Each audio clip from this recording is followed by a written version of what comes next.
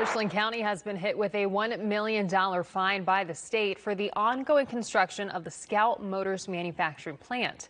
The department saying the county violated state pollution laws, and tonight you're hearing firsthand how the county is planning to foot the bill. And WI's reporter Ashley Jones has the details.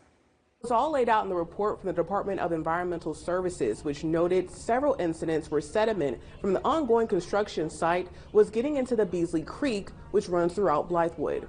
I was not surprised. Longtime resident of Blythewood, Roger Hovis, reacting to the $1 million fine Richland County now has to pay for a list of violations related to the ongoing construction.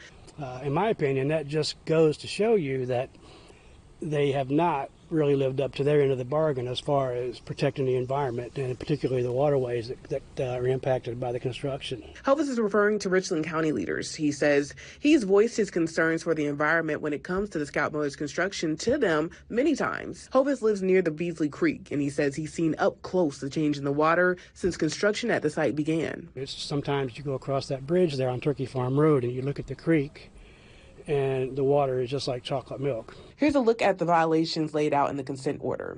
The Department of Environmental Services noted where silt and sediment had built up below a property line from the check dam, which indicated sediment was actively leaving the site. We've talked with the Scout people about it. We've actually asked if they would make this little section between the old Ashley Oaks and the construction site boundary, if you will, rezone it for a conservation easement, and that would include the Beasley Creek little tributary, the ponds, and the waterway all the way down to the end of the property on Turkey Farm Road.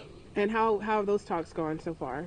No response. They also noted how a water pump was leaking diesel fuel. Each violation came with a price, which totaled up to the $1 million fine amount, which also comes with $2 million in delayed fines if the county doesn't fix the violations.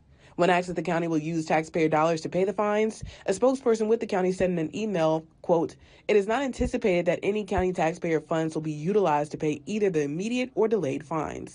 Now, in response to the fines, Richland County leaders sent me this statement, which reads in part, quote, "Richland County remains committed to upholding the highest environmental standards at the Scout Motors site. The June 2024 report was promptly resolved, and a third-party engineering firm was engaged alongside the state to ensure full regulatory compliance."